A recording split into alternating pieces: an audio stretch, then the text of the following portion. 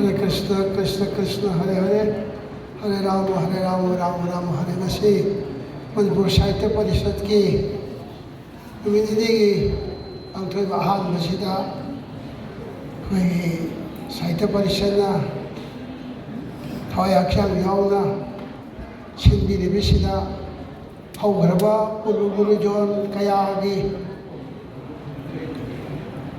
ꯃꯐꯝꯗ ꯇꯣꯟꯅꯕ ꯅꯥꯏꯅ ꯍꯟꯅ ꯚꯛꯇꯤ ꯀꯠꯆꯔꯤ ꯑꯁꯨꯝꯕ ꯐꯪꯁꯟ ꯑꯁꯤ ꯆꯍꯤ ꯈꯨꯗꯤꯡꯒꯤ ꯌꯥꯝ ꯆꯥꯎꯈꯠꯅ ꯃꯄꯨꯡ ꯐꯥꯅ ꯇꯧꯔꯤꯕꯁꯤꯗꯒꯤ ꯍꯟꯊꯗꯅ ꯂꯥꯛꯏꯕꯁꯤ ꯀꯥꯏꯍꯟꯗꯅ ꯇꯧꯍꯟꯕꯤꯅꯕ ꯖꯒꯠ ꯄꯨꯝꯕꯕꯨ ꯁꯦꯝꯕꯤꯕ ꯏꯁꯣꯔ ꯃꯐꯝꯗ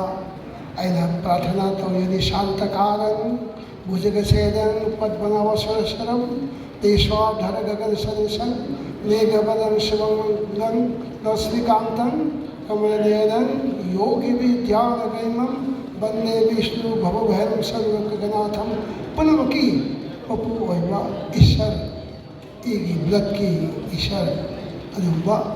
जगत मपू ईश्वरदा अना मसी पांथोक्चरिबसी चही खुदिंग मपू फाना हेन सूम चौखदनबगी चौखदहनबियु हाबी भावदा अना पूर्व गुरुजोनगी मफमदा लेंबिरेबा मसी तिनबिरेबा दायित्व लंसिनबिरेबा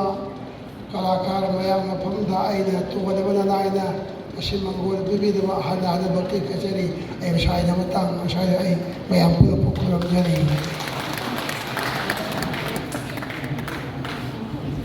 kai khumnabaga loinana thagatpa phongdokjari ngasigi guest of honor gi phomlangda lengsin biriba Sri Leimapokam Lakpati Singh mathang asidi chief guest ki warol thambinabagi demaktai kai khumnajariba Sri Aribam Shyam Sharma saknairba Manipuri filmmaker amari tongan malamda film gi mana kayasu phangduna masaknaiba filmmaker amasu oibiriba Sri Aribam Shyam Sharma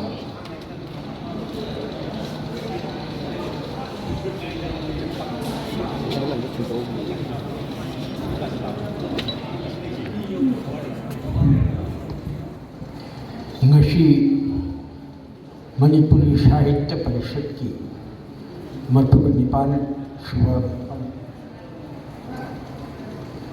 Ashida Lengsin Biriba Ahalamal Nayaguru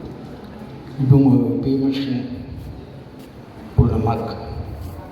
Aluga Maruina Ngasi Dayas Lengsin Biriba ꯑꯩꯈꯣꯏꯒꯤ ꯑꯣꯟꯊꯣꯛꯅ ꯇꯥꯡꯂꯕ ꯂꯇ ꯁꯪꯀꯔꯇꯟꯒꯤ ꯑꯣꯖꯥ ꯂꯩꯕꯥꯛꯀꯤ ꯑꯣꯖꯥ ꯂꯥꯛꯄꯇꯤ ꯑꯗꯨꯒ ꯑꯣꯟꯊꯣꯛꯅ ꯂꯨꯈ꯭ꯔꯕ ꯃꯅꯤꯄꯨꯔꯒꯤ ꯁꯥꯡꯂꯕ ꯏꯇꯤꯍꯥꯁ ꯂꯩꯕ ꯃꯅꯤꯄꯨꯔꯤ ꯁꯥꯍꯤꯇ꯭ꯌ ꯄꯔꯤꯁꯠ यामने इम्पोर्टेंट अवैखरबा ऑर्गेनाइजेशन अमा सांगना लाक्लाब मतम मसिदा होजिक मकी मसिगी थौ पुबिरिबा इबुंग जयचंद्र लोइना सेक्रेटरी अदु लोइना पुबिरिबा पुलम कथोपा मो लोइना होलबिरिबा Pullum अदुगी मथक्ता ngasi mana phanglawa angakpa phangla magun leiraba manipur gi art and culture sahitya art and culture gi yamna maruba pillars lumbiru oibi amamangi warina angapa phamna mayam gi matungda lakadrusingi lumjing mara oiba yaba adumba lengsilba mayam pulmu pichu ikai khunajari nolok jari hoi chief guest oibu haidna ibungo sing lengat pasing itula tapi betula thai sing bali sahitya gi sigumba function sida matik jaba angakpa phang matik ja ka oja guru sing mathang makoina ꯄꯤꯔꯝꯕ ꯃꯉꯥꯜ ꯑꯗꯨ ꯉꯁꯤ ꯐꯥꯎꯕ ꯉꯥꯜꯂꯤꯕ ꯃꯅꯤꯄꯨꯔꯁꯤꯗ ꯑꯩꯒꯨꯝꯕ ꯀꯩꯁꯨ ꯂꯩꯇꯕ ꯑꯃꯅ ꯉꯁꯤ ꯃꯌꯥꯝꯒꯤ ꯑꯊꯣꯏꯕ ꯆꯤꯞ ꯒꯦꯁ ꯑꯣꯏꯕꯒ ꯍꯥꯏꯕꯗꯨ ꯑꯩꯅ ꯃꯗꯨꯒꯤ ꯃꯇꯤꯛ ꯆꯥꯕ ꯅꯠꯆꯗꯦ ꯑꯗꯨ ꯃꯇꯝꯒꯤ ꯃꯇꯨꯡ ꯏꯟꯅ ꯑꯣꯏꯔꯛꯇꯕ ꯌꯥꯗꯕ ꯐꯤꯕꯝꯗ ꯂꯥꯛꯄꯗꯒꯤ ꯉꯁꯤ ꯑꯩꯅ ꯊꯧꯗꯥꯡ ꯑꯁꯤ ꯂꯧꯖꯕꯅꯤ ꯑꯗꯨꯒꯤ ꯃꯊꯛꯇ ꯍꯧꯖꯤꯛ ꯑꯩꯈꯣꯏꯒꯤ ꯃꯅꯤꯄꯨꯔꯗ ꯑꯣꯏꯔꯤꯕ ꯐꯤꯕꯝ ꯑꯁꯤ ꯃꯤ ꯑꯃꯠꯇꯅ ꯀꯥꯎꯊꯣꯛꯄ ꯉꯝꯗꯕ ꯃꯅꯤꯄꯨꯔꯗ ꯂꯩꯕ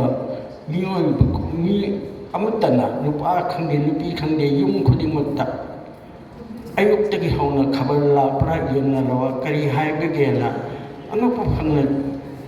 ꯆꯤꯜꯂꯕ ꯑꯌꯨꯛ ꯑꯩꯈꯣꯏꯒꯤ ꯇꯧꯐꯝ ꯈꯪꯗ꯭ꯔꯕ ꯃꯌꯣꯟ ꯈꯪꯗ꯭ꯔꯕ ꯂꯝꯕꯤꯁꯤ ꯀꯔꯤꯅꯣ ꯍꯥꯏꯕ ꯈꯪꯗꯕ ꯃꯇꯝ ꯑꯃ ꯍꯧꯖꯤꯛꯁꯤ ꯑꯣꯏꯕ ꯃꯇꯝ ꯑꯁꯤꯗ ꯑꯩꯈꯣꯏꯒꯤ ꯁꯥꯍꯤꯇ꯭ꯌꯒꯤ ꯑꯥꯔꯠ ꯑꯦꯟ ꯀꯜꯆꯔꯒꯤ ꯃꯁꯤ ꯄꯨꯕ ꯄꯨꯝꯅꯃꯛ ꯑꯁꯤ ꯃꯇꯥ ꯆꯥꯗ꯭ꯔꯒꯅ ꯌꯥꯝꯅ ꯑꯩꯈꯣꯏꯁꯤ ꯀꯔꯤ ꯍꯥꯏꯒꯗꯕꯅꯣ ꯌꯥꯝꯅ ꯀꯩꯁꯨ ꯂꯩꯇꯕ ꯏꯔꯥꯡ ꯄꯔꯥꯡꯒꯤ ꯃꯑꯣꯡꯗ ꯇꯧꯕꯗꯃꯛ ꯎꯕꯤꯕ ꯑꯗꯨꯒꯁꯨ ꯌꯥꯎꯗꯕ ꯅꯠꯇꯦ ꯑꯗꯨ ꯊꯥꯏꯅ ꯈꯜꯂꯨꯔꯕꯗꯤ ꯑꯩꯈꯣꯏꯒꯤ ꯔꯤꯐ꯭ꯂꯦꯛꯁꯟ ꯑꯃ ꯁꯣꯁꯥꯏꯇꯤ ꯑꯁꯤꯒꯤ ꯃꯃꯤ ꯑꯃ ꯑꯩꯈꯣꯏꯅ ꯎꯒꯦ ꯍꯥꯏꯔꯕꯗꯤ ꯑꯩꯈꯣꯏ ꯁꯥꯍꯤꯇ꯭ꯌ ꯑꯥꯔꯠ ꯑꯦꯟ ꯀꯜꯆꯔ ꯑꯁꯤꯅ ꯑꯣꯏꯕꯅꯤꯅ ꯑꯩꯁꯨ ꯋꯥꯍꯩ ꯑꯃꯅꯤꯗꯪꯒꯤ ꯑꯩꯅ ꯈꯟꯖꯕ ꯋꯥꯍꯩ ꯑꯃꯅꯤꯗꯪ ꯑꯩ ꯍꯥꯏꯖꯒꯦ ꯃꯁꯤ ꯂꯦꯛꯆꯔ ꯅꯠꯇꯦ ꯃꯁꯤ ꯑꯦꯛꯁꯆꯦꯟꯖ ꯑꯣꯐ ꯑꯥꯏꯗꯤꯌꯥꯁ ꯁꯤꯌꯔ ꯇꯧꯕꯅꯤ ꯑꯩꯅ ꯍꯥꯏꯕꯗ ꯆꯨꯝꯃꯒ ꯆꯨꯝꯃꯤ ꯆꯨꯝꯗ꯭ꯔꯒꯁꯨ ꯑꯗꯨꯝ ꯆꯨꯝꯗꯦꯅ ꯑꯗꯨꯝ ꯂꯧꯕꯤꯗꯕ ꯑꯗꯨꯝ ꯌꯥꯏ ꯑꯗꯨꯅ ꯑꯩꯅ ꯍꯥꯏꯕ ꯂꯦꯛꯆꯔꯅꯤ ꯍꯥꯏꯅ ꯈꯟꯕꯤꯒꯅꯨ ꯑꯩ ꯋꯥꯍꯩ ꯑꯃꯅꯤꯗꯪꯗꯤ ꯊꯝꯖꯒꯦ ꯑꯩꯈꯣꯏꯒꯤ ꯃꯅꯤꯄꯨꯔꯁꯤꯗ ꯑꯩꯅ ꯇꯧꯖꯔꯨꯕ ꯑꯩꯈꯣꯏꯒꯤ ꯄꯔꯐꯣꯔꯃꯤꯡ ꯑꯥꯔꯠꯁꯇ ꯃꯔꯨꯑꯣꯏꯅ ꯑꯩꯅ ꯈꯪꯖꯕꯁꯤꯗ ꯑꯩ ꯍꯥꯏꯖꯒꯦ ꯑꯩꯈꯣꯏꯒꯤ ꯆꯥꯎꯔꯕ ꯇ꯭ꯔꯦꯖꯔ ꯑꯃ ꯂꯥꯏ ꯍꯔꯥꯎꯕꯗꯒꯤ ꯏꯁꯩ ꯃꯔꯨꯑꯣꯏꯅ ꯄꯦꯅꯥꯒꯤ ꯏꯁꯩ ꯑꯉꯛꯄ ꯐꯪꯅ ꯆꯥꯎꯕ ꯇ꯭ꯔꯦꯖꯔꯅꯤ ꯑꯗꯨꯗꯒꯤ ꯂꯥꯛꯑꯦ ꯅꯦꯛꯁꯇ ꯁꯪꯀ꯭ꯔꯤꯇꯟꯒꯤ ꯑꯃꯨꯛ ꯑꯉꯛꯄ ꯐꯪꯅ ꯆꯥꯎꯈ꯭ꯔꯕ ꯑꯍꯜ ꯂꯃꯟꯅ ꯁꯦꯝꯕꯤꯕ ꯍꯤꯁꯇ꯭ꯔꯤꯒꯤ ꯑꯩꯈꯣꯏꯒꯤ ꯀꯜꯆꯔꯒꯤ ꯑꯆꯧꯕ ꯍꯤꯁꯇ꯭ꯔꯤ ꯍꯌꯦꯡ ꯅꯩꯅꯔꯛꯄ ꯀꯥꯟꯗ ꯃꯊꯪ ꯂꯥꯛꯄꯁꯤꯗ ꯑꯩꯅ ꯑꯩꯈꯣꯏꯒꯤ ꯃꯇꯝꯒ ꯌꯥꯝ ꯅꯛꯅꯕ 1891 ꯅꯤꯡꯁꯤꯡꯖꯦ 1891ꯗ ꯑꯩꯈꯣꯏ ꯃꯥꯏꯊꯤꯔꯦ ꯑꯉꯛꯄ ꯐꯪꯅ ꯊꯤꯅ ꯃꯥꯏꯊꯤꯕ ꯀꯥꯟꯗ ꯃꯥꯏꯊꯤꯕ ꯃꯇꯝ ꯑꯁꯤꯗ ꯑꯉꯛꯄ ꯐꯪꯕ ꯑꯩꯈꯣꯏꯒꯤ ꯏꯍꯨꯜ ꯑꯁꯤ ꯐꯣꯡꯗꯣꯛꯄ ꯄꯔꯐꯣꯔꯃꯤꯡ ꯑꯥꯔꯠ ꯏꯁꯩ ꯑꯃ ꯑꯩꯈꯣꯏ ꯁꯛꯏ ꯈꯣꯡꯖꯣꯝ ꯄꯔꯕ ꯈꯣꯡꯖꯣꯝ ꯄꯔꯕꯁꯤ ꯂꯩꯕꯥꯛ ꯀꯥꯏꯔꯕ ꯂꯣꯏꯔꯕ ꯑꯩꯈꯣꯏꯁꯤ ꯑꯉꯛꯄ ꯐꯪꯅ ꯇꯥꯊꯤꯅ ꯇꯝꯊꯤꯅ ꯅꯩꯈꯥꯏꯔꯕ ꯃꯇꯨꯡ ꯑꯁꯤꯗ ꯑꯩꯈꯣꯏꯒꯤ ꯄꯨꯛꯅꯤꯡꯒꯤ ꯏꯍꯨꯜ ꯑꯗꯨꯗꯤ ꯈꯣꯡꯖꯣꯝ ꯄꯔꯕ ꯑꯣꯏꯅ ꯊꯣꯛꯂꯛꯏ ꯃꯁꯤ ꯑꯔꯥꯏꯕ ꯋꯥꯐꯝ ꯅꯠꯇꯦ ꯑꯩꯈꯣꯏꯒꯤ ꯁꯣꯁꯥꯏꯇꯤ ꯑꯩꯈꯣꯏꯒꯤ ꯖꯥꯠ ꯑꯁꯤꯒꯤ ꯑꯉꯛꯄ ꯄꯣꯠꯁꯛ ꯑꯃꯅꯤ ꯍꯣꯏ ꯆꯩ ꯇꯔꯦꯠ ꯈꯨꯟꯇꯥꯛꯄꯒꯤ ꯑꯗꯨꯁꯨ ꯂꯩꯈ꯭ꯔꯦ ꯑꯗꯨꯕꯨ ꯃꯗꯨ ꯅꯠꯇꯕ ꯑꯩꯈꯣꯏꯒꯤ ꯈꯣꯡꯖꯣꯝ ꯄꯔꯕ ꯍꯥꯏꯕꯁꯤ ꯈꯣꯡꯖꯣꯝ ꯄꯔꯕꯒꯨꯝꯕ ꯊꯣꯛꯏꯕꯁꯤ ꯃꯥꯏꯊꯤꯔꯕ ꯅꯦꯁꯟ ꯑꯃꯅ ꯁ꯭ꯄꯤꯔꯤꯠ ꯑꯗꯨ ꯃꯗꯨꯒꯤ ꯁ꯭ꯄꯤꯔꯤꯠ ꯑꯗꯨ ꯄꯨꯗꯨꯅ ꯂꯥꯛꯄꯁꯤ ꯀꯅꯥꯅ ꯂꯥꯛꯀꯦꯕꯨ ꯄꯔꯐꯣꯔꯃꯤꯡ ꯑꯥꯔꯠꯁꯤꯅ ꯄꯨꯗꯨꯅ ꯂꯥꯛꯏ ꯊꯥꯏꯅꯗꯤ ꯑꯃꯨꯛ ꯄꯨꯔꯛꯏ ꯂꯥꯏ ꯍꯔꯥꯎꯕꯗꯁꯨ ꯏꯁꯩꯒꯤ ꯖꯒꯣꯏꯁꯤꯅ ꯄꯨꯔꯛꯄꯅꯤ ꯔꯥꯁꯗꯁꯨ ꯑꯗꯨꯃꯥꯏ ꯑꯩꯈꯣꯏꯒꯤ ꯕꯦꯛꯒ꯭ꯔꯥꯎꯟꯁꯤ ꯌꯦꯡꯕꯤꯔꯕꯗꯤ ꯑꯗꯨꯝ ꯃꯗꯨꯅ ꯑꯩꯈꯣꯏꯁꯦ ꯑꯗꯨꯝ ꯃꯊꯪ ꯂꯥꯛꯄꯁꯤꯗ ꯑꯉꯛꯄ ꯐꯪꯕ ꯄꯣꯠ ꯑꯃ ꯑꯩꯅ ꯈꯟꯖꯕꯗꯤ 1891ꯒꯤ ꯄꯦꯇ꯭ꯔꯣꯇꯤꯛ ꯁꯣꯡꯁꯦ ꯁꯤꯒꯨꯝꯕ ꯑꯩ ꯄ꯭ꯔꯤꯊꯤꯕꯤꯗ ꯂꯩꯔꯝꯒꯅꯤ ꯍꯥꯏꯕ ꯊꯥꯖꯗꯦ ꯀꯔꯤꯒꯨꯝꯕ ꯗꯤꯐꯤꯇꯦꯠ ꯑꯣꯏꯔꯕ ꯅꯦꯁꯟ ꯑꯃꯅ ꯃꯗꯨꯒꯤ ꯏꯍꯧꯁꯤ ꯃꯗꯨꯒꯤ ꯄꯦꯟ ꯃꯗꯨꯒꯤ ꯐꯤꯂꯤꯡ ꯏꯃꯣꯁꯟ ꯃꯌꯥꯝꯁꯦ ꯐꯥꯔꯒ ꯑꯗꯨꯒ ꯑꯩꯈꯣꯏꯁꯨ ꯃꯥꯏꯊꯤꯗꯦ ꯍꯥꯏꯕ ꯑꯃ ꯎꯠꯄ ꯉꯝꯕꯁꯤ ꯈꯣꯡꯖꯣꯝ ꯄꯔꯕ ꯎꯠꯄ ꯉꯝꯕꯅꯤ ꯍꯣꯏ ꯈꯣꯡꯖꯣꯝ ꯄꯔꯕꯁꯤ ꯈꯣꯡꯖꯣꯝ ꯄꯔꯕꯗꯨ ꯉꯥꯡ ꯅꯠꯇꯦ ꯃꯇꯨꯡꯗꯗꯤ ꯉꯁꯤ ꯏꯕꯦꯝꯃ ꯀꯩꯅꯣꯁꯨ ꯑꯦꯋꯥꯔꯗ ꯐꯪꯕ ꯌꯥꯎꯕꯤꯔꯦ ꯁꯤ ꯃꯣꯏꯔꯥꯡ ꯀꯪꯂꯩꯔꯣꯡꯒꯤ ꯑꯗꯨꯒꯤ ꯑꯩꯈꯣꯏꯒꯤ ꯔꯥꯃꯥꯌꯟꯒꯤ ꯀꯔꯤꯒꯤ ꯍꯦꯛ ꯃꯊꯪ ꯃꯁꯤꯒꯤ ꯑꯥꯔꯠ ꯐꯣꯔꯝ ꯑꯁꯤꯗ ꯃꯊꯪ ꯁꯛꯈ꯭ꯔꯦ ꯑꯗꯨꯕꯨ ꯈꯣꯡꯖꯣꯝ ꯄꯔꯕ ꯍꯥꯏꯔꯤꯁꯤ ꯈꯣꯡꯖꯣꯝ ꯄꯔꯕꯁꯤ ꯂꯩꯔꯝꯗꯕꯗꯤ ꯉꯁꯤ 1891ꯒꯤ ꯋꯥꯔ ꯑꯁꯦ ꯋꯥꯔꯤꯗ ꯂꯥꯏꯔꯤꯛꯇ ꯂꯩꯕꯅꯗꯤ ꯑꯩꯈꯣꯏ ꯀꯌꯥ ꯏꯟꯇꯔꯦꯁ ꯂꯩꯔꯣꯏ ꯆꯍꯤ 8 ꯀꯨꯟꯇꯥꯛꯄ ꯐꯥꯎꯕ ꯈꯔ ꯑꯗꯨꯝ ꯋꯥꯠꯂꯤꯕꯗꯣ ꯈꯣꯡꯖꯣꯝ ꯄꯔꯕꯅꯗꯤ ꯑꯩꯈꯣꯏꯒꯤ ꯀꯥꯎꯍꯟꯗꯕ ꯀꯥꯎꯗꯅ ꯂꯩꯔꯤꯕ ꯉꯁꯤ ꯑꯩꯈꯣꯏꯅ 1891ꯒꯤ ꯆꯥꯎꯔꯕ ꯈꯨꯕꯝꯒ ꯂꯩꯔꯤꯕꯁꯦ ꯑꯩꯗꯤ ꯈꯣꯡꯖꯣꯝ ꯄꯔꯕꯅꯦꯅ ꯈꯟꯖꯩ ꯙꯣꯏ ꯂꯩꯅꯧꯅ ꯀꯔꯤꯒꯨꯝꯕ ꯃꯥꯅ ꯃꯇꯣꯝꯇ ꯀꯞꯇꯅ ꯏꯁꯩ ꯑꯁꯤ ꯁꯥꯝꯗ꯭ꯔꯕ ꯑꯣꯏꯔꯗꯤ ꯃꯁꯤ ꯑꯣꯏꯗꯦ ꯑꯗꯨꯅ ꯑꯩꯅ ꯍꯥꯏꯖꯕꯗꯤ ꯀꯩꯁꯨ ꯅꯠꯇꯦ ꯋꯥꯔꯕ ꯃꯇꯝ ꯑꯁꯤꯗꯁꯨ ꯑꯩꯈꯣꯏꯒꯤ ꯄꯨꯛꯅꯤꯡꯒꯤ ꯏꯃꯣꯁꯟꯁ ꯑꯩꯈꯣꯏꯗ ꯂꯩꯔꯤꯕ ꯄꯨꯝꯅꯃꯛ ꯑꯁꯤꯗꯤ ꯑꯩꯈꯣꯏꯒꯤ ꯑꯥꯔꯠ ꯑꯦꯟ ꯀꯜꯆꯔ ꯑꯁꯤꯒꯤ ꯊ꯭ꯔꯨꯗ ꯑꯩꯈꯣꯏꯗ ꯂꯩꯔꯤꯕ ꯏꯃꯣꯁꯟ ꯑꯁꯤ ꯑꯩꯈꯣꯏꯅ ꯐꯣꯡꯗꯣꯛꯄ ꯌꯥꯏ ꯇꯧꯕꯗꯤ ꯊꯧꯅꯥ ꯂꯩꯕ ꯇꯥꯏ ꯊꯧꯅꯥ ꯌꯥꯎꯗ꯭ꯔꯕꯗꯤ ꯃꯁꯤ ꯑꯃꯨꯛ ꯌꯥꯗꯦ ꯑꯗꯨꯅ ꯑꯩꯈꯣꯏꯁꯨ ꯃꯊꯪ ꯂꯥꯛꯄ ꯀꯥꯟꯁꯤꯗ ꯈꯤꯇꯪ 1942ꯒꯤ ꯋꯥꯔ ꯑꯁꯤ ꯑꯩꯈꯣꯏ ꯅꯪꯉꯤꯕ ꯂꯥꯟꯖꯦꯟꯅꯔꯤꯕꯅꯤ ꯑꯩꯈꯣꯏ ꯂꯥꯟꯖꯦꯟꯅꯕ ꯍꯥꯏꯅ ꯉꯁꯤ ꯆꯦꯜꯂꯤꯕꯁꯤꯒꯨꯝꯅ ꯑꯩꯈꯣ ꯃꯅꯤꯄꯨꯔꯁꯤꯗ ꯕꯣꯝꯁꯤ ꯏꯟꯗꯤꯌꯥꯗ ꯀꯗꯥꯏꯗꯁꯨ ꯇꯥꯗꯦ ꯃꯅꯤꯄꯨꯔꯗ ꯕꯣꯝ ꯇꯥꯈꯤꯕꯅꯤ ꯑꯩꯈꯣꯏ ꯑꯉꯥꯡ ꯑꯣꯏꯔꯤ ꯂꯥꯟ ꯆꯦꯜꯂꯤ ꯏꯁꯥꯃꯛ ꯑꯩꯒꯤ ꯑꯄꯣꯛꯄꯤ ꯑꯅꯤꯃꯛ ꯂꯥꯟ ꯑꯁꯤꯗ ꯂꯩꯈꯤꯗꯕꯅꯤ ꯑꯩ ꯑꯄꯣꯛꯄꯤ ꯌꯥꯎꯗꯨꯅ ꯆꯥꯎꯔꯛꯏꯕꯅꯤ ꯑꯩꯈꯣꯏ ꯌꯣꯛꯂꯛꯏꯕꯅꯤ ꯍꯥꯏꯖꯔꯤꯕꯅꯤ ꯑꯗꯨꯅ ꯃꯁꯤ ꯋꯥꯔꯕꯁꯤ ꯃꯇꯝꯗ ꯋꯥꯈꯤꯕꯗꯣ ꯉꯁꯤ ꯋꯥꯕ ꯃꯇꯝꯁꯤ ꯑꯃꯨꯛ ꯅꯤꯡꯁꯤꯡꯉꯛꯄꯒꯤ ꯋꯥꯅꯤ ꯃꯗꯨ 1942ꯒꯤ ꯋꯥꯔꯁꯤꯒꯤ ꯃꯇꯨꯡꯗ ꯑꯩꯈꯣꯏꯅ ꯑꯃꯨꯛ ꯑꯩꯈꯣꯏꯒꯤ ꯏꯍꯧꯁꯤ 1947 ꯌꯧꯔꯛꯄ ꯀꯥꯟꯗꯗꯤ ꯑꯃꯨꯛ ꯑꯇꯣꯞꯄ ꯑꯩꯈꯣꯏ ꯕꯟꯗꯦ ꯃꯥꯇꯔꯝ ꯀꯔꯤ ꯃꯌꯥꯝ ꯑꯁꯤ ꯁꯛꯇꯅ ꯂꯥꯛꯄ 1950 ꯌꯧꯔꯛꯄ ꯀꯥꯟꯗꯗꯤ ꯑꯃꯨꯛ ꯍꯣꯡꯉꯛꯏ ꯑꯩꯈꯣꯏ ꯃꯅꯨꯡꯗ ꯂꯩꯕ ꯏꯁꯩꯒꯤ ꯑꯩꯈꯣꯏꯅ ꯐꯣꯡꯗꯣꯛꯅꯤꯡꯉꯝꯕ ꯏꯍꯨꯜ ꯑꯁꯤ ꯀꯕꯤꯇꯥꯅꯤ ꯀꯣꯏ ꯍꯥꯏꯗꯤ ꯏꯁꯩ ꯁꯩꯔꯦꯡ ꯑꯁꯤ ꯀꯕꯤꯇꯥ ꯑꯗꯨꯗꯤ ꯑꯩꯈꯣꯏ 1956 ꯑꯩꯈꯣꯏ 55ꯗꯗꯤ ꯑꯩ ꯏꯁꯥꯃꯛꯅ ꯑꯩꯈꯣꯏꯒꯤ ꯒ꯭ꯔꯨꯞ A-Group ꯍꯥꯏꯁꯤꯅ ꯑꯅꯧꯕ ꯌꯨꯒꯀꯤ ꯑꯅꯧꯕ ꯑꯁꯥ ꯄꯨꯗꯨꯅ ꯂꯥꯛꯄ ꯅꯍꯥꯔꯣꯜ ꯁꯦꯝꯕꯁꯤ ꯑꯅꯧꯕ ꯁꯪꯁꯥꯔ ꯍꯥꯏꯗꯨꯅ ꯑꯩꯈꯣꯏ ꯄꯨꯛꯅꯤꯡꯗꯒꯤ ꯅꯨꯡꯉꯥꯏꯇꯕ ꯍꯥꯏꯕꯗꯤ ꯅꯤꯡꯊꯧ ꯄꯥꯟꯗ ꯅꯨꯡꯉꯥꯏꯈ꯭ꯔꯕ ꯂꯩꯕꯥꯛ ꯑꯃꯗ ꯀꯃꯤꯁꯅꯔꯒꯤ ꯃꯈꯥꯗ ꯄꯤꯛꯁꯛ ꯂꯩꯔꯛꯄ ꯀꯥꯟꯗ ꯄꯤꯛꯁꯜꯂꯛꯄ ꯀꯥꯟꯁꯤꯗ ꯑꯩꯈꯣꯏ ꯌꯥꯝ ꯅꯨꯡꯉꯥꯏꯈꯤꯗꯦ ꯁꯤ ꯑꯩꯈꯣꯏ ꯏꯁꯩꯗꯗꯤ ꯑꯩꯈꯣꯏꯒꯤ ꯈꯣꯡꯆꯠꯁꯤ ꯌꯦꯡꯕꯤꯔꯕꯗꯤ ꯈꯪꯅꯤ ꯑꯩꯈꯣꯏꯅ ꯁꯛꯈ꯭ꯔꯤꯕ ꯏꯁꯩꯁꯤꯡꯁꯦ ꯑꯩꯈꯣꯏꯅ ꯂꯦꯡꯈꯤꯕ ꯏꯁꯩꯁꯤꯡꯁꯦ ꯃꯅꯨꯡꯗ ꯑꯥꯔꯊ ꯂꯩꯕ ꯉꯥꯛꯇꯅꯤ ꯑꯗꯩ ꯃꯈꯥ ꯁꯥꯡꯅ ꯑꯩ ꯍꯥꯏꯖꯔꯔꯣꯏ ꯑꯗꯨꯒꯤ ꯁꯅꯥ ꯂꯩꯕꯥꯛ ꯃꯅꯤꯄꯨꯔ ꯐꯥꯎꯕ ꯑꯩꯈꯣꯏꯅ ꯂꯥꯛꯏꯁꯦ ꯈꯣꯡꯖꯣꯝ ꯄꯔꯕꯗ ꯑꯗꯨꯝ ꯍꯦꯛ ꯍꯧꯕ ꯀꯥꯟꯗ ꯃꯅꯤꯄꯨꯔ ꯁꯅꯥ ꯂꯩꯃꯥꯌꯣꯜ ꯍꯥꯏꯅ ꯍꯧꯔꯤꯁꯤ ꯈꯣꯡꯖꯣꯝ ꯄꯔꯕꯗ ꯍꯧꯔꯤ ꯆꯤꯡꯅ ꯄꯣꯏꯅ ꯄꯟꯖꯥꯕ ꯍꯧꯖꯤꯛꯇꯤ ꯆꯤꯡꯃꯤꯅ ꯍꯥꯏꯈ꯭ꯔꯦ ꯆꯤꯡꯃꯤꯅ ꯄꯣꯏꯅ ꯄꯟꯉꯥꯛꯄꯒ ꯍꯥꯏꯕ ꯃꯅꯤꯄꯨꯔꯒꯤ ꯑꯥꯏꯗꯤꯌꯥ ꯑꯣꯐ ꯃꯅꯤꯄꯨꯔ ꯍꯥꯏꯅ ꯍꯧꯖꯤꯛ ꯍꯥꯏꯅꯔꯤꯕꯁꯤꯗꯤ ꯑꯥꯏꯗꯤꯌꯥ ꯑꯣꯐ ꯃꯅꯤꯄꯨꯔꯁꯤꯗꯤ ꯑꯩꯈꯣꯏ ꯏꯁꯩꯗꯅꯤ ꯀꯥꯏꯕ ꯌꯥꯗꯕ ꯆꯤꯡ ꯇꯝꯒꯤ ꯑꯅꯤꯁꯦ ꯄꯨꯟꯅ ꯄꯨꯕ ꯌꯥꯕ ꯑꯗꯨꯅ ꯑꯩꯈꯣꯏꯒꯤ ꯄꯨꯛꯅꯤꯡꯁꯤꯗ ꯐꯥꯎꯔꯛꯄ ꯃꯇꯝ ꯑꯁꯤꯗ ꯂꯥꯛꯄ ꯃꯌꯥꯝ ꯑꯁꯦ ꯑꯩ ꯈꯪꯗꯦ ꯄꯍꯥꯔꯤ ꯈꯪꯗꯦ ꯑꯩꯈꯣꯏꯒꯤ ꯒ꯭ꯔꯨꯞ ꯑꯩꯈꯣꯏꯒꯤ ꯃꯇꯝꯁꯤꯗ ꯂꯩꯔꯤꯕ ꯒ꯭ꯔꯨꯞ ꯃꯌꯥꯝ ꯑꯁꯤ ꯖꯌꯟꯇ ꯀꯨꯃꯥꯔ ꯈꯪꯗꯦ ꯄꯨꯂꯦꯟ ꯈꯪꯗꯦ ꯑꯩꯈꯣꯏ ꯃꯌꯥꯝꯗ ꯑꯩꯈꯣꯏ ꯃꯇꯝꯗ ꯄꯨꯛꯅꯤꯡꯗ ꯐꯥꯎꯖꯕꯗꯣ ꯑꯩꯈꯣꯏ ꯌꯧꯗꯕꯗꯨꯅ ꯑꯃꯅꯤ ꯑꯩꯈꯣꯏꯅ ꯐꯣꯡꯗꯣꯛꯇꯨꯅ ꯂꯥꯛꯄꯅꯤ ꯑꯗꯨꯅ ꯍꯥꯏꯔꯤꯕꯁꯤꯡ ꯑꯁꯤ ꯃꯊꯪ ꯑꯩꯈꯣꯏꯅ ꯈꯔ ꯑꯩ ꯇꯦꯟꯁꯤꯟꯖꯔꯒꯦ ꯑꯗꯨꯅ ꯀꯩꯒꯤꯅꯣ ꯍꯥꯏꯕ ꯃꯊꯪ ꯂꯥꯛꯄ ꯀꯥꯟꯗ ꯁꯤꯗ ꯉꯁꯤ ꯑꯩꯈꯣꯏꯅ ꯂꯩꯔꯤꯕ ꯐꯤꯕꯝ ꯑꯁꯤ ꯌꯧꯔꯛꯄ ꯀꯥꯟꯗ ꯑꯩꯈꯣꯏ ꯌꯥꯝ ꯄꯨꯛꯅꯤꯡꯗ ꯄꯦꯟꯗꯕ ꯌꯥꯝ ꯅꯨꯡꯉꯥꯏꯇꯕ ꯄꯣꯛꯏ ꯋꯥꯗꯅ ꯊꯦꯡꯈꯥꯡ ꯄꯨꯛꯅꯤꯡꯗ ꯑꯩꯈꯣꯏꯒꯤ ꯂꯝꯁꯦ ꯌꯥꯝꯅ ꯃꯥꯌꯣꯛꯅꯗꯨꯅ ꯂꯥꯛꯄ ꯂꯝꯅꯤ ꯑꯗꯨ ꯌꯥꯝꯅ ꯑꯔꯥꯏꯕ ꯂꯝ ꯅꯠꯇꯦ ꯑꯗꯨ ꯉꯝꯗꯅ ꯂꯥꯛꯇꯅ ꯑꯩꯅ ꯍꯥꯏꯖꯕꯗꯒꯤꯁꯨ ꯅꯠꯇꯦ ꯕꯤ ꯄꯣꯖꯤꯇꯤꯚ ꯑꯩꯈꯣꯏꯅ ꯁꯣꯏꯗꯅ ꯉꯝꯒꯅꯤ ꯂꯝꯁꯦ ꯑꯔꯥꯏꯕ ꯂꯝ ꯁꯨꯡꯅꯠ ꯅꯠꯇꯦ ꯃꯗꯨꯒꯤ ꯃꯆꯥꯛ ꯃꯊꯨꯝ ꯆꯞ ꯆꯥꯅ ꯂꯩꯕ ꯃꯗꯨꯒꯤ ꯁ꯭ꯄꯤꯔꯤꯠ ꯑꯗꯨ ꯂꯦꯡꯗꯅ ꯉꯁꯤ ꯐꯥꯎꯕ ꯑꯗꯨꯝ ꯂꯩꯕꯅꯤ ꯇꯧꯕꯇꯕꯨ ꯑꯩꯈꯣꯏ ꯃꯇꯝꯁꯤꯗ ꯑꯩꯈꯣꯏ ꯌꯥꯝ ꯆꯦꯛꯁꯤꯟꯅ ꯑꯩꯈꯣꯏꯒꯤ ꯊꯧꯅꯥ ꯑꯁꯤ ꯃꯥꯡꯗꯅ ꯂꯥꯏꯔꯤꯛ ꯏꯔꯤꯕꯤ ꯄꯨꯝꯅꯃꯛ ꯑꯁꯤꯅ ꯃꯁꯤꯒꯤ ꯅꯥꯀꯟ ꯑꯁꯤꯗ ꯋꯥꯈꯜ ꯑꯁꯤ ꯌꯥꯝ ꯃꯨꯟꯅ ꯈꯟꯊꯕꯤꯔꯒ ꯃꯁꯤꯗ ꯆꯪꯁꯤꯟꯃꯤꯟꯅꯁꯤ ꯑꯩꯈꯣꯏꯅ ꯑꯩꯈꯣꯏꯒꯤ ꯂꯝ ꯑꯁꯦ ꯑꯩꯈꯣꯏꯒꯤ ꯅꯨꯡꯁꯤꯖꯕ ꯂꯝ ꯑꯁꯦ ꯃꯁꯤꯗ ꯑꯩꯈꯣꯏꯁꯤꯗꯤ ꯌꯥꯝꯅ ꯏꯟꯀ꯭ꯂꯨꯁꯤቭ ꯑꯣꯏꯕ ꯂꯝꯅꯤ ꯑꯩꯈꯣꯏꯗ exclusive ꯑꯣꯏꯗꯕ ꯑꯩꯈꯣꯏꯗ ꯍꯧꯔꯛꯄꯗ exclusive ꯑꯣꯏꯗꯦ ꯑꯩꯈꯣꯏꯗꯤ inclusive ꯑꯣꯏꯒꯗꯕꯅꯤ तसेंग नसी मैम फिल्म लिंसन तखेले निंसेंगे तखेले तखेले तखेल की लेसी अखोई लेसे अखोई इंक्लूसिव अखोई अखोई अखोईना अखोईदी लौसनबा अफाबल पोटपुल मुछि लौसनबा तासनबा अदुमलम अदुम पुचेन चावबलम पुचेन चाव अदुम मियो कांबु इंक्लूसिव हाइबसिना अखोई थाई सेंबा अखोई आइडियास मणिपुर अदुम्बा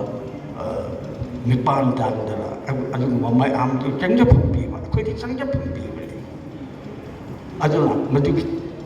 मधु सेशन गदब मतम दौजति लाए अदुना अइन सुम खंजबदा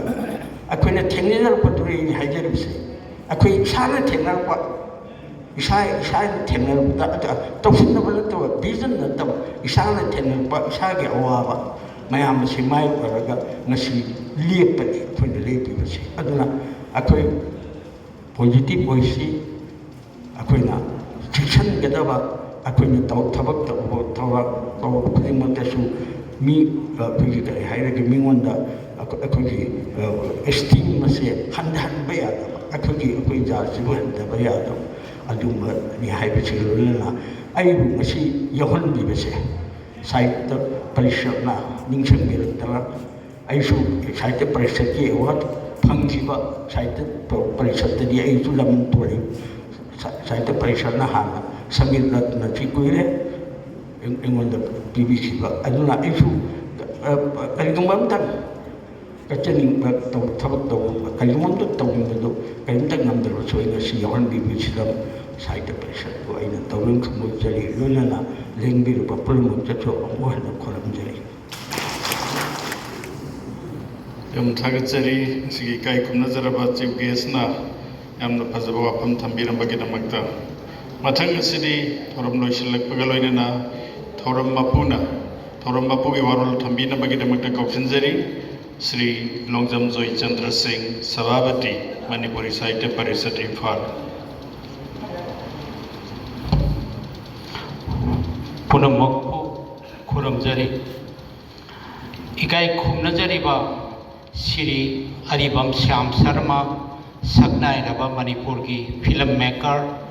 थौरम मसिगी अथोइबा लेंबिरक्पा इकाई खुमनजरीबा श्री लेमपोकम लाखपति सिंह ममिंग लेरबा मणिपुरी संकीर्तन की गुरु मणिपुर की तोंगान मफमदगी अमदी मणिपुर की मपानदगी लेंबिरक्लिबा मरुप मपांग अमदी इबुंगोइबे मसिंग मणिपुरी साहित्य कला अमसुंग संस्कृति की मसेक पंगाल नायरबा मना फंगबीरिबा अमसुंग फंगबीरिबा सिंह थौरम मसीदा सरुक याबीरिबा अहल लमन इसिलेनाव अमदी मीडिया की इबुंगोइबे मसिंग पुनमकी मफमदा कोक नोन खुरमजरी ngasi asi aihaki nungaijaba amadi chauthokjaba numit amani mangda lengsin biriba kalagi lamdam masik mangal nairaba ibungo ibe masingna lamdam masigi mingset pubirakpani malemda lamdam masibu masak takpiribani ipai pu singi mangba naidraba leglam yatpiribani amadi mamal naidraba langeyama tungi mirol gidamakta hapsin biribani पुनमको ngमखै लेतना थागचरी मणिपुर चिंग अमसुंग तमनिन पुनसिलग सेंबा मसागी मंगाल अमसुंग मटिंग लेजबा महौसागी फजबना मरांग कायना लेरिबा लमदमनी येलो ngैदगी लमदम मसिगी टॉप टॉप लाइनिंग लाइसोर फिजेत चक्चा युम्बाल कैबाल हिंगबगी नमुना मये लोन अमसुंग साहित्य कला अमसुंग संस्कृति लेजबा मसागी पुआरी की लिखलम कायदना लेरिबा लमदमनी हौखिबा सही कयादगी ngasi फावबदा थेंखांग कयादा अका अकुं कया मायोक नख्रबा फुरुप असिना मसागी सकलोन नमा खुबाम नोंगदा सेतना पाइसिनदुना गाग्लक्ले कला अमसुंग संस्कृतिना लमदम मसिदा पीरिबा सापो असे यामना चावी मसिना महाकी मियोई सिंगी थमोइदा अचौब इनोट पीबद नतना ꯅꯤꯡꯁꯤꯡꯕ ꯊꯣꯛꯇꯕ ꯃꯇꯝꯗꯒꯤ ꯂꯩꯕꯥꯛ ꯑꯁꯤꯒꯤ ꯃꯔꯦꯞ ꯇꯥꯟꯕꯗ ꯑꯆꯧꯕ ꯁꯔꯨꯛ ꯂꯧꯔꯛꯂꯤ꯫ ꯂꯩꯕꯥꯛ ꯑꯁꯤꯗ ꯃꯤꯠ ꯊꯛꯄ ꯌꯥꯕ ꯐꯨꯔꯥ ꯗꯣꯂꯥꯟ ꯀꯣꯅꯨꯡ ꯑꯃꯗꯤ ꯅꯤꯡꯁꯤꯡ ꯐꯨꯔꯥ ꯎꯕ ꯐꯪꯗ꯭ꯔꯕꯁꯨ ꯂꯩꯕꯥꯛ ꯑꯁꯤꯒꯤ ꯃꯤꯁꯤꯡꯅ ꯄꯨꯋꯥꯔꯤꯒꯤ ꯊꯦꯡꯈꯥꯡ ꯀꯌꯥꯗꯒꯤ ꯁꯥꯒꯠꯂꯛꯂꯤꯕ ꯁꯥꯍꯤꯇ꯭ꯌ ꯀꯂꯥ ꯑꯃꯁꯨꯡ ꯁꯪꯁꯀ꯭ꯔꯤꯇꯤꯒꯤ ꯁꯛꯐꯝ ꯑꯁꯤꯗꯤ ꯀꯔꯤꯒꯨꯝꯕ ꯐꯨꯔꯥ ꯗꯣꯂꯥꯟ ꯑꯃꯁꯨꯡ ꯀꯣꯅꯨꯡꯁꯤꯡꯒ ꯆꯥꯡꯗꯝꯅꯕ ꯌꯥꯔꯣꯏ꯫ ꯀꯂꯥ ꯑꯃꯁꯨꯡ ꯁꯪꯁꯀ꯭ꯔꯤꯇꯤ ꯑꯃꯗꯤ ꯂꯥꯏꯅꯤꯡ ꯂꯥꯏꯁꯣꯜ ꯍꯥꯏꯕꯁꯦ ꯂꯝꯗꯝ ꯑꯁꯤꯗ ꯇꯠꯅ ꯊꯥꯅꯕ ꯂꯩꯇ꯭ꯔꯕ ꯃꯔꯤ ꯑꯃꯅꯤ꯫ ꯉꯜꯂꯤꯉꯩꯒꯤ ꯃꯇꯝꯗ ꯈꯨꯜꯁꯤꯡꯗ ꯂꯩꯔꯤꯕ ꯂꯥꯏꯕꯨꯡꯁꯤꯡꯗ ꯑꯄꯨꯟꯕ ꯈꯨꯟꯅꯥꯏꯒꯤ ꯄꯨꯟꯐꯝ ꯁꯥꯟꯅꯐꯝ ꯍꯔꯥꯎ ꯀꯨꯝꯍꯩ ꯇꯧꯐꯝ ꯅꯥꯠꯀꯤ ꯇꯣꯉꯥꯟ ꯇꯣꯉꯥꯟꯕ ꯊꯧꯔꯝꯁꯤꯡꯒꯤ ꯌꯥꯀꯥꯕꯨ ꯑꯣꯏꯗꯨꯅ ꯂꯥꯛꯏ꯫ ꯑꯃꯨꯛꯁꯤ ꯃꯁꯦ ꯂꯥꯏꯅꯤꯡ ꯂꯥꯏꯁꯣꯜꯒꯤ ꯁꯦꯡꯂꯕ ꯃꯐꯝꯅꯤ꯫ ꯃꯅꯤꯄꯨꯔꯤ ꯅꯥꯠꯀꯤ ꯂꯦꯝꯐꯨ ꯑꯣꯏꯔꯤꯕ ꯂꯥꯏ ꯍꯔꯥꯎꯕꯒꯤ ꯍꯧꯔꯛꯐꯝꯁꯨ ꯃꯗꯨꯅꯤ꯫ ꯂꯩꯕꯥꯛ ꯑꯁꯤꯒꯤ ꯄꯨꯋꯥꯔꯤꯒꯤ ꯇꯥꯡꯀꯛ ꯑꯃꯗ ꯕꯩꯁꯅꯣꯞ ꯙꯔꯃꯒꯤ ꯑꯆꯧꯕ ꯄꯟꯗꯨꯞ ꯑꯃ ꯍꯥꯞꯆꯤꯟꯈꯤ꯫ ꯃꯁꯤꯅ ꯃꯅꯤꯄꯨꯔꯤ ꯀꯂꯥ ꯑꯃꯁꯨꯡ ꯁꯪꯁꯀ꯭ꯔꯤꯇꯤꯗ ꯑꯀꯟꯕ ꯁꯥꯐꯨ ꯄꯤꯈꯤ꯫ ꯃꯅꯤꯄꯨꯔꯤ ꯅꯥꯠꯀꯤ ꯀꯨꯞꯂꯕ ꯂꯪꯂꯥ ꯃꯔꯛꯇ ꯑꯔꯤꯕ ꯑꯃꯁꯨꯡ ꯑꯅꯧꯕ ꯑꯅꯤꯅ ꯆꯦꯠꯅ ꯊꯥꯒꯣꯟꯅꯈꯤ꯫ ꯃꯗꯨꯗꯒꯤ ꯏꯅꯧ ꯅꯧꯕ ꯃꯁꯛ ꯑꯃ ꯁꯦꯝꯂꯛꯏ꯫ ꯍꯥꯟꯅꯒꯤ ꯑꯔꯤꯕ ꯂꯥꯏꯅꯤꯡ ꯂꯥꯏꯁꯣꯜ ꯑꯃꯗꯤ ꯅꯥꯠꯀ ꯄꯨꯟꯅ ꯊꯥꯒꯣꯟꯅꯈ꯭ꯔꯕ ꯃꯅꯤꯄꯨꯔꯤ ꯀꯂꯥꯒꯤ ꯁꯛꯂꯣꯟ ꯑꯃ꯫ ꯃꯅꯤꯄꯨꯔꯤꯁꯤꯡꯗꯤ ꯃꯁꯥꯒꯤ ꯅꯦꯁꯅꯦꯂꯤꯖꯝ ꯑꯃꯁꯨꯡ ꯑꯥꯏꯗꯦꯟꯇꯤꯇꯤꯒꯤꯗꯃꯛꯇ ꯆꯥꯎꯊꯣꯛꯆꯕ ꯀꯥꯡꯂꯨꯞꯅꯤ꯫ ꯊꯦꯡꯈꯥꯡ ꯀꯌꯥꯗ ꯃꯁꯤꯕꯨ ꯁꯤꯡꯅꯔꯛꯄꯗ ꯆꯞ ꯆꯥꯅ ꯃꯥꯌꯣꯛ ꯌꯥꯔꯛꯈꯤꯕꯅꯤ꯫ ꯆꯍꯤ 7 ꯈꯨꯟꯇꯥꯛꯄꯒꯤ ꯆꯩꯅꯥ ꯐꯪꯈ꯭ꯔꯕꯁꯨ ꯀꯥꯡꯂꯨꯞ ꯑꯁꯦ ꯑꯃꯨꯛ ꯄꯨꯟꯁꯤꯟꯗꯨꯅ ꯍꯤꯡꯂꯛꯈꯤꯕꯅꯤ꯫ ꯕ꯭ꯔꯤꯇꯤꯁꯀꯤ ꯈꯨꯠꯕꯥꯝꯅꯨꯡꯗ ꯆꯍꯤ ꯀꯌꯥ ꯂꯦꯜꯂꯨꯔꯕꯁꯨ ꯐꯨꯔꯨꯞ ꯑꯁꯦ ꯑꯃꯨꯛ ꯍꯧꯒꯠꯂꯛꯈꯤꯕꯅꯤ꯫ ꯃꯁꯤꯒꯤ ꯑꯆꯦꯠꯄ ꯌꯨꯝꯐꯝ ꯑꯁꯦ ꯁꯥꯒꯠꯅꯕ ꯍꯣꯠꯅꯕꯗ ꯃꯅꯤꯄꯨꯔꯤ ꯅꯥꯠꯀꯤ ꯁꯛꯅꯥꯏꯔꯕꯁꯤꯡ ꯑꯃꯁꯨꯡ ꯑꯏꯕꯁꯤꯡꯒꯤ ꯑꯆꯧꯕ ꯊꯧꯗꯥꯡ ꯂꯧꯔꯛꯂꯤ꯫ ꯃꯅꯤꯄꯨꯔꯤꯁꯤꯡꯅ ꯊꯥꯖꯩ ꯃꯥꯂꯦꯝꯗ ꯃꯅꯤꯄꯨꯔꯤ ꯑꯃꯅ ꯍꯤꯡꯂꯤꯕ ꯃꯈꯩ ꯀꯥꯡꯂꯨꯞ ꯑꯁꯦ ꯀꯩꯗꯧꯅꯨꯡꯗꯁꯨ ꯃꯨꯠꯄ ꯅꯥꯏꯔꯣꯏ꯫ ꯅꯥꯠꯀꯤ ꯃꯆꯜ ꯀꯌꯥꯗ ꯄꯨꯟꯁꯤ ꯀꯠꯊꯣꯛꯈ꯭ꯔꯕ ꯂꯩꯕꯥꯛ ꯑꯁꯤꯒꯤ ꯑꯍꯜ ꯂꯃꯟꯁꯤꯡ ꯑꯃꯁꯨꯡ ꯃꯈꯣꯏꯒꯤ ꯂꯤꯛꯂꯝꯗ ꯇꯨꯡ ꯏꯜꯂꯛꯂꯤꯕ ꯃꯔꯣꯏ ꯃꯅꯥꯎꯁꯤꯡꯅ ꯐꯨꯔꯨꯞ ꯑꯁꯤꯒꯤ ꯁꯛꯇꯝ ꯉꯥꯛꯇꯨꯅ ꯃꯥꯂꯦꯝꯗ ꯉꯛ ꯊꯥꯡꯒꯠꯇꯨꯅ ꯍꯤꯡꯕ ꯄꯥꯝꯃꯤ꯫ ꯃꯅꯤꯄꯨꯔꯤ ꯁꯥꯍꯤꯇ꯭ꯌ ꯄꯔꯤꯁꯠ ꯍꯥꯏꯕꯁꯦ ꯃꯅꯤꯄꯨꯔꯤ ꯁꯥꯍꯤꯇ꯭ꯌ ꯑꯃꯁꯨꯡ ꯁꯪꯁꯀ꯭ꯔꯤꯇꯤꯒꯤ ꯈ꯭ꯋꯥꯏꯗꯒꯤ ꯍꯦꯟꯅ ꯂꯤꯔꯕ ꯁꯪꯁꯊꯥꯟꯅꯤ꯫ ꯏꯪ 1935ꯗ ꯂꯤꯡꯈꯠꯈꯤꯕ ꯁꯪꯁꯊꯥꯟ ꯑꯁꯦ ꯂꯥꯏ ꯑꯣꯏꯈ꯭ꯔꯕ ꯑꯍꯜ ꯂꯃꯟ ꯀꯌꯥꯒꯤ ꯍꯨꯃꯥꯡ ꯃꯔꯤꯛꯅ ꯃꯄꯣꯛ ꯀꯥꯏꯗꯅ ꯄꯨꯈꯠꯂꯛꯈꯤꯕꯅꯤ꯫ ꯃꯁꯤꯅ ꯆꯍꯤ ꯀꯌꯥ ꯆꯨꯞꯅ ꯃꯅꯤꯄꯨꯔꯤ ꯁꯥꯍꯤꯇ꯭ꯌ ꯑꯃꯁꯨꯡ ꯀꯂꯥ ꯁꯪꯁꯀ꯭ꯔꯤꯇꯤꯒꯤ ꯍꯤꯔꯝ ꯀꯌꯥꯗ ꯂꯩꯕꯥꯛꯀꯤ ꯁꯦꯕꯥ ꯇꯧꯔꯛꯂꯤꯕꯁꯦ ꯁꯤꯡꯊꯥꯅꯤꯡꯉꯥꯏꯅꯤ꯫ ꯃꯁꯤꯒꯤ ꯊꯧꯗꯥꯡ ꯑꯁꯤ ꯂꯧꯅꯅꯕ ꯍꯣꯠꯅꯕꯗ ꯃꯅꯤꯄꯨꯔꯤ ꯁꯥꯍꯤꯇ꯭ꯌ ꯄꯔꯤꯁꯠꯀꯤ ꯑꯍꯜ ꯂꯃꯟꯁꯤꯡꯅ ꯂꯧꯔꯤꯕ ꯊꯧꯗꯥꯡ ꯑꯁꯤ ꯂꯩꯕꯥꯛꯅ ꯃꯁꯛ ꯈꯪꯉꯤ꯫ ꯄꯔꯤꯁꯠ ꯑꯁꯤꯒꯤ ꯑꯅꯧꯕ ꯂꯝ ꯑꯃ ꯁꯪꯒꯥꯏꯄꯥꯠ ꯏꯝꯐꯥꯜ ꯏꯁꯇ ꯂꯩꯔꯤ꯫ ꯃꯁꯤ ꯃꯄꯨꯡ ꯐꯥꯅ ꯁꯥꯅꯕ ꯍꯣꯠꯅꯕꯗ ꯒꯕꯔꯃꯦꯟꯠꯀꯤ ꯃꯥꯏꯀꯩꯗꯒꯤ ꯄꯤꯕ ꯌꯥꯕ ꯃꯇꯦꯡ ꯐꯪꯅꯅꯕ ꯍꯣꯠꯅꯖꯔꯤ꯫ ꯄꯔꯤꯁꯠꯅ ꯆꯍꯤ ꯈꯨꯗꯤꯡꯒꯤ ꯇꯣꯉꯥꯟ ꯇꯣꯉꯥꯟꯕ ꯊꯧꯔꯝꯁꯤꯡ ꯄꯥꯡꯊꯣꯛꯄꯗ ꯁꯦꯜ ꯊꯨꯝꯒꯤ ꯈꯨꯗꯣꯡꯆꯥꯗꯕ ꯀꯌꯥ ꯃꯥꯌꯣꯛꯅꯔꯤ꯫ ꯃꯁꯤꯒꯤꯗꯃꯛꯇ ꯆꯍꯤ ꯈꯨꯗꯤꯡꯒꯤ ꯄꯔꯤꯁꯠꯀꯤ ꯑꯣꯏꯅ ꯁꯔꯀꯥꯔꯒꯤ ꯃꯥꯏꯀꯩꯗꯒꯤꯁꯨ ꯃꯇꯦꯡ ꯈꯔꯗꯤ ꯄꯥꯡꯕꯤꯔꯤ꯫ ꯃꯁꯤꯗꯁꯨ नत्तना अतई हिरम कयादसु परिषद से चौखटनबा थमोई सेंगना मेंबर सिंगना होनबिरी मसा मौ फबा चौखटपा तिंजंग कायजंग दब संस्थान अमा परिषद न वैरकपा हाइबसे अखोई पुनमकी अपामबनी परिषद मतम कुइना हिंगदुना चिंग अमसुंग तम्मनिगी अफब मरी सागतुना खुनाय सिगी लमजिंग मरा पाइबा वेहन्नबा वसक्सरी ngasi saruk yabiriba mate mana phangiriba ahalaman isilenaw imo ibem punamakpu parisad ki mahut sinjaraga aina aroiba oina kokno na khoramjari